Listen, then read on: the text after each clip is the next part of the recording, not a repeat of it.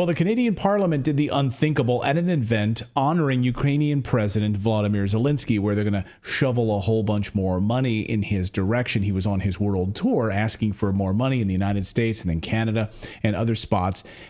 So this is what the Canadian Parliament did. They brought in a 98-year-old former Waffen-SS soldier. Yes, you don't get more Nazi than that, actually.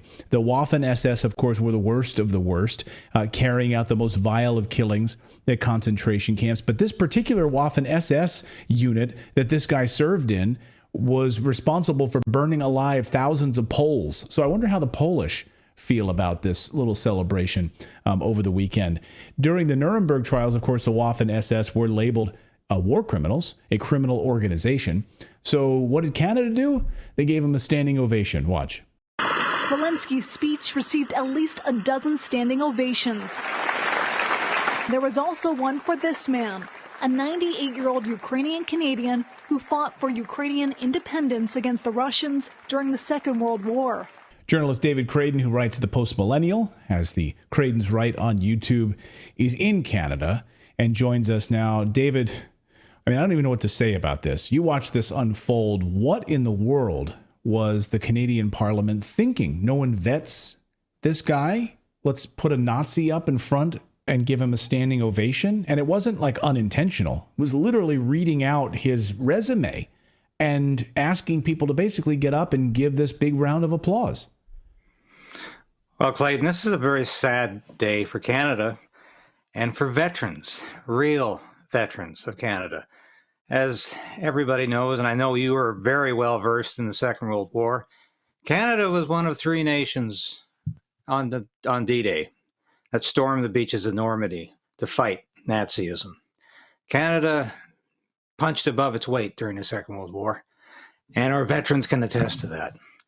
This was so unbelievable to bring a former Waffen-SS soldier into Parliament to stand and receive a standing ovation from every member of Parliament.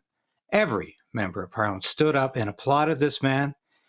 It was so unbelievable. When I first heard the story being talked about on social media early Sunday morning, I said, it can't be true.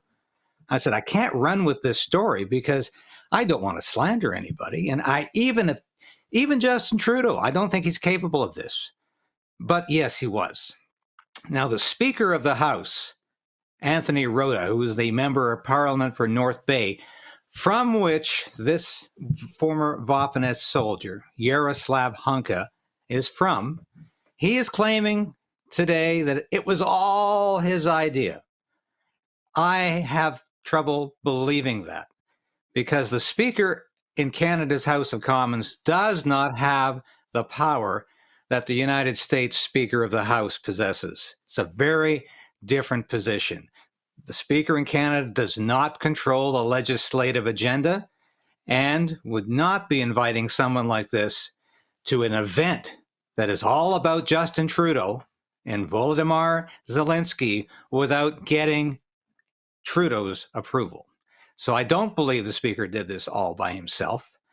And I think this is an outrage. I think the Speaker should resign, not only because he made this very poor decision, but because he seems to be so ignorant about history that he thinks someone who fought the Russians in the Second World War was fighting on Canada's side. Right.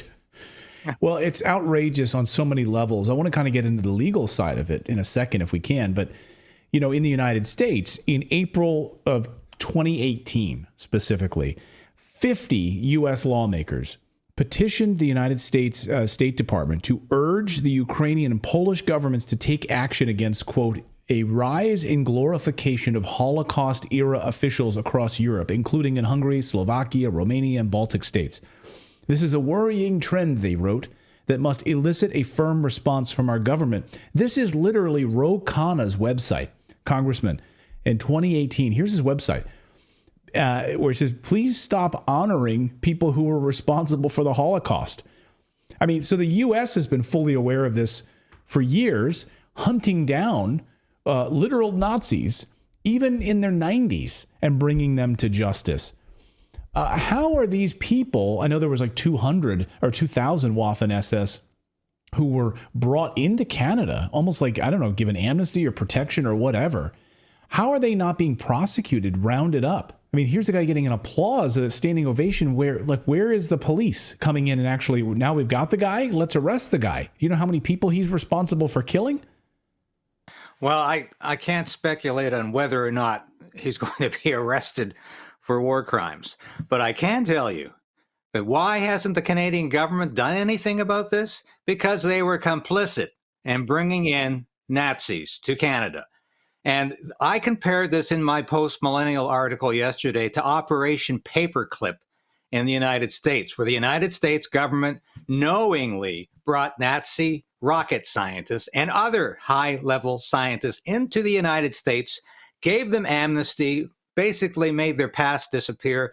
They became U.S. citizens, and many of them part of the NASA space program. It's very similar. So are there embarrassments here? You might recall a decade or two ago, another Ukrainian Canadian was discovered. He was called Ivan the Terrible. He was a concentration camp guard.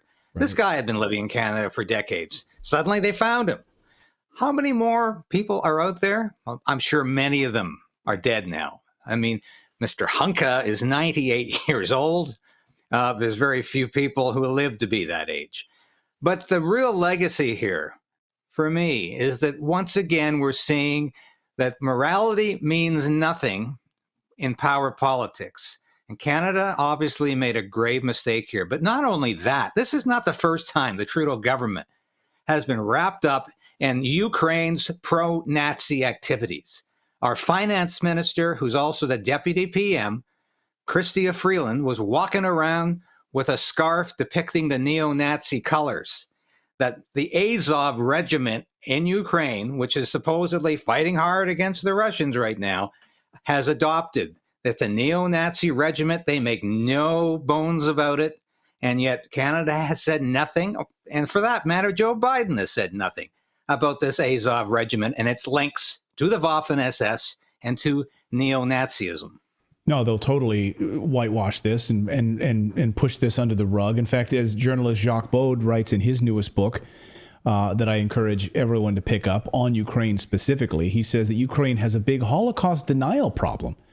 And it's really rooted in the rise of the Azov Battalion following the U.S.-led Maidan coup in 2014. So it's intentional, like the intentional denying of what happened in World War II, this sort of covering up of this. It's strange. It really is absolutely strange. And then you have Trudeau at this weird, really weird speech, getting this like fake impassioned. I felt like he was like an actor. I just want to play this soundbite for our audience and get your take on this. It just felt like he was like doing something for Hollywood. And by the way, notice the fly that's on his forehead the entire time. I don't know how anyone can give a speech like that with a fly stuck on your forehead, but watch this. Canadians know this is a question of right or wrong. Canadians know that, yes, it is incredibly hard for Ukraine to continue to stand against Russian aggression. And let's be honest, it's hard for the democracies around the world who are there to support their citizens, who are investing for the future, who are challenged with a challenging economy around the world to continue to step up as Canada has with close to $9 billion in aid for Ukraine. But we will, because the cost on Canadians, on our lives, on our world will be so much greater if Putin wins this war that we will and have to stand every single day until Ukraine wins this war. So, yeah, we need to double down. Putin must lose. That's the only way for democracy to survive. And we need to send billions more. So how much more is Canada going to send? Well, Trudeau promised another $260 million and another 8 armored personnel carriers to replace the ones Ukraine has lost to the Russians. They've also lost just about all of our Leopard tanks because Trudeau has given those away. At the same time, he is once again starving our own military of funding and saying he's never going to reach that magical 2% of the GDP that he's promised NATO over the years. I just wanted to make one point that really hit me hard yesterday, because I'm always reading about high school students in Canada and the United States who think Canada and its allies, including the United States and Great Britain, fought with the Germans. Well, obviously, they can't be faulted too much. If the Speaker of the House of Commons seems to think that we were fighting the Russians during the Second World War, his history is so bad, or he's so imbecilic, there's a huge problem here. This man should not be Speaker of the House if he doesn't even know vital Canadian history. I think it's very important to know that our allies in the Second World War were the Russians. We were not fighting with the Germans. God forbid. We were fighting to save civilization against the Nazis. And some people today in a high level of government like this don't even seem to know that. That's pathetic. Absolutely pathetic. It's pathetic, but it's intentional, right? It's the intentional obfuscation of this information so that people aren't made aware of it, so we can continue to funnel tens of billions of dollars into Ukraine. I mean, heck, the only mainstream journalist that I can remember that asked a tough question of Zelensky on television was Brett Baer at Fox News on a Sunday show, and he asked him specifically about the Azov Battalion. Now, when Fox later then published it on their website, later it was removed. They edited that part out. So this, of course, there's an intentional cover-up of what is actually going on there on the part of the deep state and the military-industrial complex that we can't. That's a bridge too far. We can't admit publicly that we're sending money into to support Nazism, but that's exactly what's happening. It harkens back to 1984, the novel to me, where Oceania was always at war with the opponent they were fighting at that time. And it's like we're being told that today. We've always been at war with Russia.